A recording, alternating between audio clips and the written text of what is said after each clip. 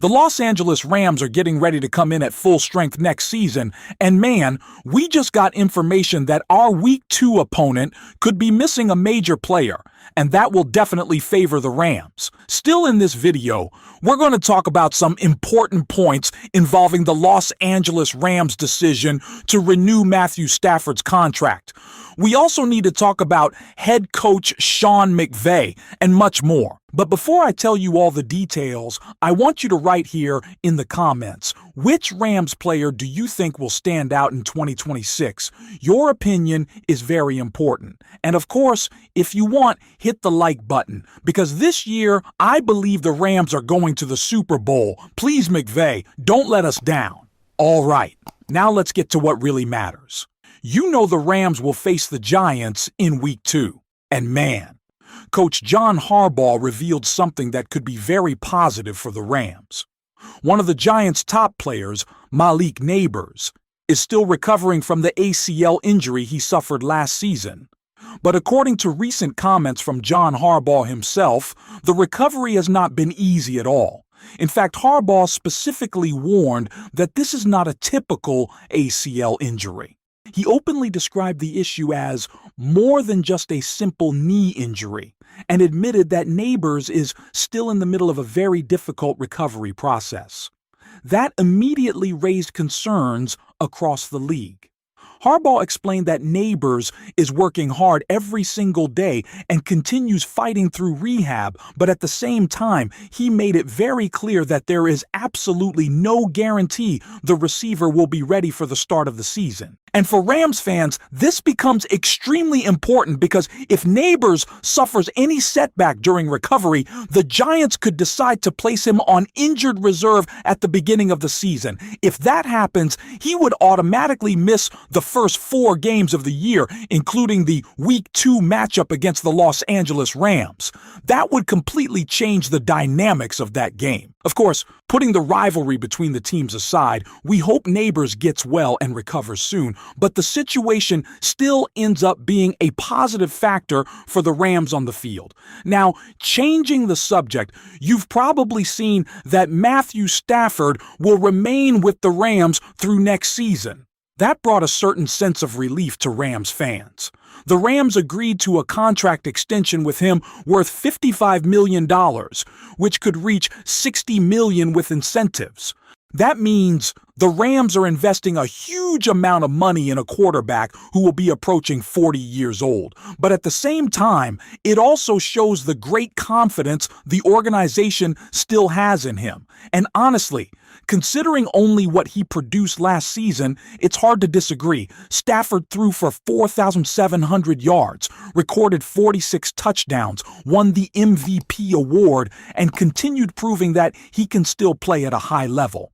What makes this even more fascinating is how the contract reshapes the timeline for everybody else on the roster. The Rams are no longer operating as if Stafford's retirement is right around the corner. Instead, they're acting like they still have a real championship-level window open for at least 2 more seasons. But at the same time, they're clearly preparing for life after Stafford too, and that balancing act is becoming one of the most important themes inside the organization right now.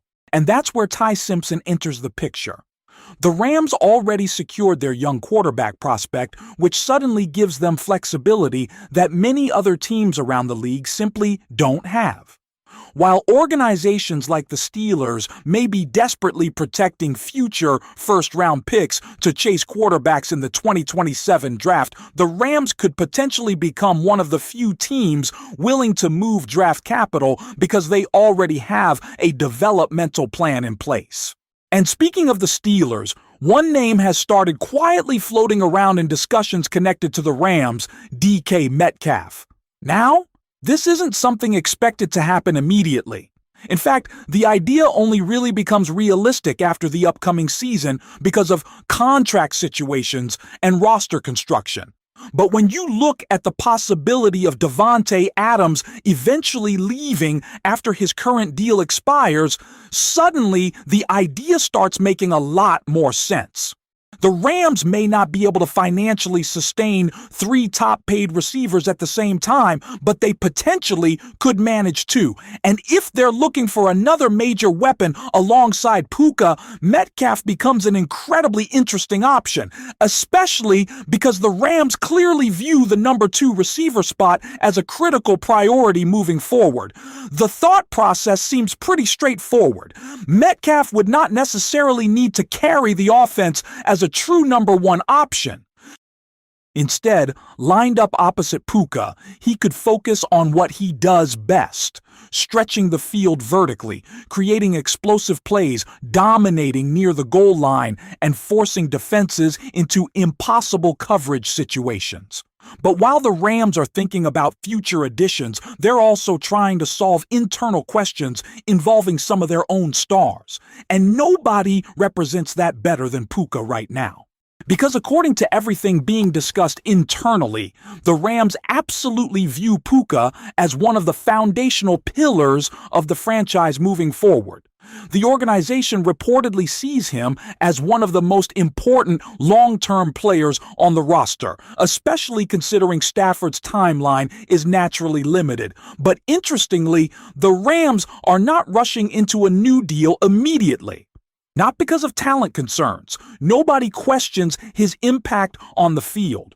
Instead, the organization wants to see continued maturity, consistency, focus, and commitment before finalizing a massive long-term investment. And honestly, that says a lot about how carefully this front office is operating right now. They're not just handing out contracts based on highlights or production alone. They're trying to build stability.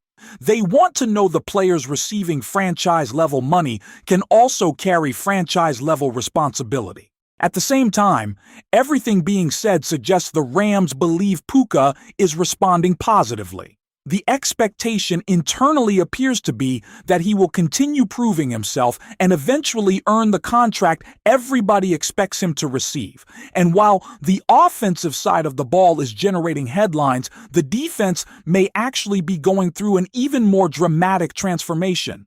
Because one of the biggest storylines from last season was the Rams' struggles in the secondary. There were too many explosive plays allowed, too many coverage breakdowns, and too many moments where the defense simply could not hold up in critical situations. And when people inside the organization looked back at painful losses, especially games like the upset against Carolina, the weaknesses became impossible to ignore. That Panthers loss still stands out as one of the strangest collapses of the year. The Rams entered that matchup on a 6-game winning streak and were heavy favorites. Yet things completely unraveled after early turnovers from Stafford changed the momentum. Bryce Young capitalized repeatedly in clutch moments, especially on 4th downs, while the Panthers' rushing attack controlled the rhythm of the game. Meanwhile, the Rams' secondary got burned deep when it mattered most. And the organization clearly took those lessons seriously. That's why the additions of Trent McDuffie and Jalen Watson have generated so much excitement. McDuffie especially is being viewed as a transformational piece. His versatility, intelligence, physicality, and ability to handle elite receivers in man coverage could completely change how the Rams structure their defense moving forward.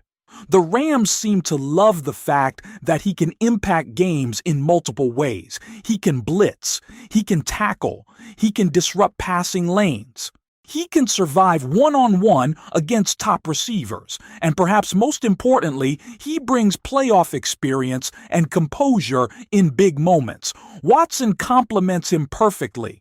Bigger frame, ball-hawking mentality, proven ability to deliver huge turnovers in critical situations, and another player who already understands what deep postseason football looks like. And when you pair those additions with young defensive stars already on the roster like Jared Verse and Kobe Turner, the Rams suddenly look like a defense that could evolve very quickly. Speaking of Kobe Turner, The Rams reportedly view him as one of the true anchors of the defense moving forward. There's a strong belief internally that Kobe helped soften the blow of losing Aaron Donald because of the pressure he consistently creates inside. Not by replicating Donald, but by ensuring the defensive interior still remained disruptive and dangerous. And this brings us to another difficult reality the Rams are facing. Not everybody can stay. Because while some players are viewed as long-term cornerstones, others may eventually become cap casualties. Byron Young is one name increasingly mentioned in that conversation, not because he's ineffective, quite the opposite. But the Rams have to make hard financial decisions, and age becomes a factor when comparing long-term investments across multiple young stars. Steve Avila is another difficult situation. The Rams clearly value him, but once you start adding up future contracts for players like Puka, Kobe Turner, and eventually Jared Verse, suddenly maintaining expensive depth across the offensive line becomes far more complicated. And all of this is happening while Sean McVay himself is opening up publicly in ways Rams fans rarely hear. His recent comments about the emotional fallout from the Super Bowl loss to New England revealed just how deeply those failures affected him. He admitted he didn't adapt properly during that game and believed he let people down.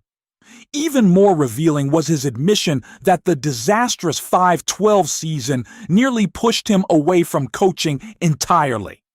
McVay openly discussed how losing consumed him mentally, to the point where he was rationalizing leaving football altogether. But according to him, a conversation with his wife forced him to confront the kind of leader he truly wanted to become. And Rams fans should probably pay close attention to that part, because the biggest takeaway from all of this may actually be that McVay seems more committed to coaching than ever before. There were always fears that once Stafford eventually retires, McVay might walk away too. But now, it sounds like the Rams are actively trying to prevent a collapse after the Stafford era by preparing future plans early, both at quarterback and across the roster. This organization is trying to compete now while simultaneously building the next version of the Rams at the exact same time. And honestly, that's incredibly difficult to pull off in the NFL. So now the question becomes, do you believe the Rams are handling this transition correctly? Or do you think there are still major risks ahead for this team despite all these moves and long-term plans?